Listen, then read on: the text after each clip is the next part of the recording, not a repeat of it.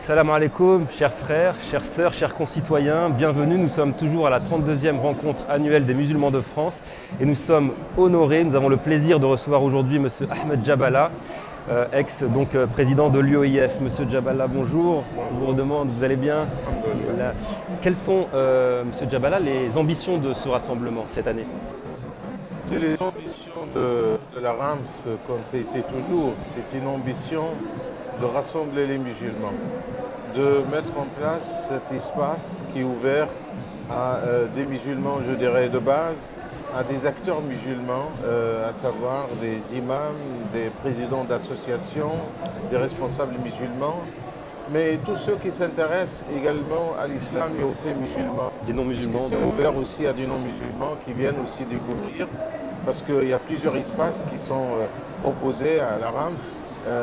La grande salle de conférence avec tout un programme qui se tient cette année autour du prophète Mohammed sallallahu alayhi wa sallam, prophète miséricorde de paix.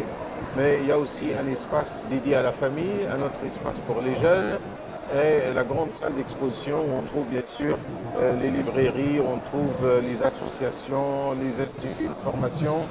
Alors c'est une belle occasion qui s'offre, je dirais, à tous les musulmans de France au-delà, parce qu'on soit aussi, lorsqu'on parle des musulmans qui viennent des pays européens, surtout voisins, Belgique, Hollande, Italie, Grande-Bretagne et Allemagne, ça devient quand même une rencontre aussi, on peut dire, européenne.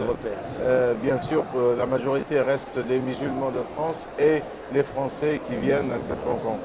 Et l'ambiance générale, c'est toujours une ambiance conviviale, fraternelle, spiritualité, rencontre, échange. Presque multiculturel entre musulmans, voilà, puisqu'il y a d'horizons différents. C'est vraiment, je pense, cette rencontre, elle est spécifique, je dirais, dans cet esprit de rencontre, d'échange, de dialogue, dans la diversité, mais aussi dans la fraternité et l'entente.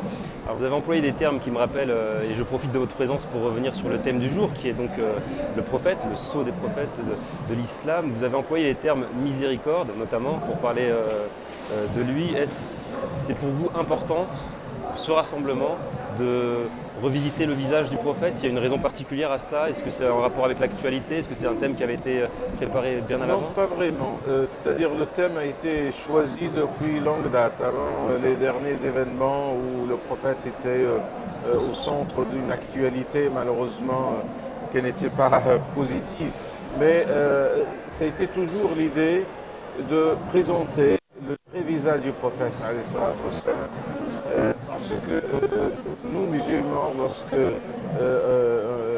on a cette connaissance de la vie du prophète, et on sait bien que le prophète lui-même, le Coran le dit, Dieu l'a envoyé pour qu'il soit une miséricorde pour les frères.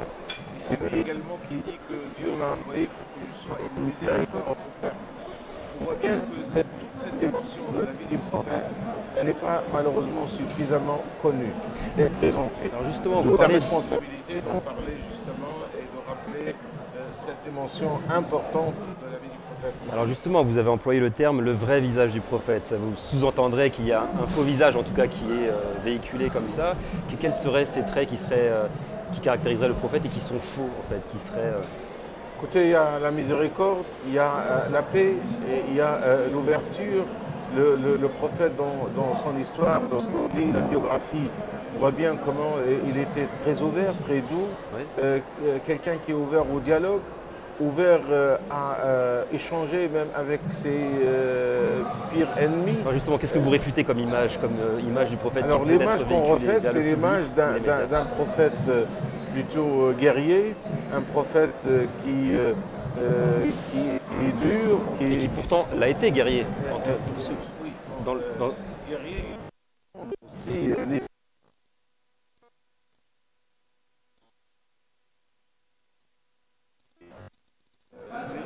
fois, il était obligé de se défendre contre les ennemis qui ont battu. C'était pour, je pense, se défendre. Légitime. Vous savez, même aujourd'hui, juridiquement parlant, oui, le droit de légitime. Mais jamais le prophète n'était initiateur d'une agression contre des ennemis. Au contraire, il a toujours invité à vivre ensemble, le fait de vivre dans une cohésion. Et nous savons bien que le prophète, lorsqu'il est parti de la Mecque à Médine, après l'émigration, il a fondé sa première société, la société musulmane de l'histoire. Et il a mis en place, dès les premiers jours de sa présence à Médine, ce qu'on connaît historiquement sous le nom de la Constitution de Médine, c'est-à-dire un document où il a bien précisé que tous les Médinois, quelle que soit leur religion, parce qu'il y avait les musulmans, il y avait une communauté juive, il y avait les non-musulmans, qui sont tous égaux en droit et qui sont tous, en fait, avec notre terme contemporain, des citoyens qui sont égaux. Le prophète aurait été laïque, en quelque sorte. Bon, laïque dans le sens où d'ouverture. La société, tout le monde peut vivre ensemble, sans qu'ils soient inquiétés pour leur croyance ou leur modèle de vie. Mais c'est une société qui vit aussi à la lumière des valeurs. Et les valeurs islamiques, nous considérons, sont des valeurs universelles qu'on peut partager avec les autres. Est-ce qu'on peut dire que globalement, à son époque, le prophète était laïque? Ça dépend comment on comprend la laïcité, parce que la société de Médine était une société ouverte. Et je pense que c'est un petit peu l'exemple d'une société musulmane modèle, où tous les citoyens, quelles que soient leurs convictions, leur foi, ils peuvent vivre librement et aussi pratiquer leur foi et leur religion. Alors dans ce sens, on peut dire oui, c'est une société qui respecte cette diversité. Mais c'est une société aussi qui vit à la lumière de ces valeurs spirituelles et morales, qui sont aussi des valeurs universelles qu'on peut partager avec tous les hommes. D'accord. Vous aviez inauguré les conférences cette année, d'une certaine manière souhaité la bienvenue à tous les visiteurs. Qu'est-ce que vous souhaitez à tous vos concitoyens et co-religionnaires Écoutez, moi j'ai effectivement commencé avec la première conférence qui était sur le Mohammed, sceau des prophètes, et j'ai dit que le fait de croire que le prophète de l'islam est le dernier prophète envoyé par Dieu a des effets. Et parmi ces effets, c'est qu'il y a cette dimension universelle de la religion, puisque le prophète est envoyé à toute l'humanité. Mais j'ai dit aussi, il en découle de ça une responsabilité des musulmans, effectivement, pour témoigner de leur religion et mettre en avant toutes ces valeurs universelles qu'on peut partager avec toute l'humanité. Et j'ai dit également que la religion, que la prophétie, soit clôturée par l'envoi du dernier messager qui est Mohammed, c'est le fait d'annoncer aussi la responsabilité de l'homme, tout homme, que après cette prophétie qui s'est clôturée avec Mohammed, tout homme, il devient responsable pour poursuivre l'œuvre des prophètes et poursuivre sur ce chemin pour effectivement réaliser les valeurs de la foi pratiquement sur la terre. Eh bien, que tout le monde vous entende.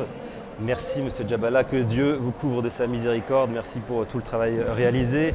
Chères sœurs, chers frères, chers concitoyens, nous avons donc eu le privilège de recevoir M. Djabala et je vous dis à plus tard pour une nouvelle interview. Salam alaikum.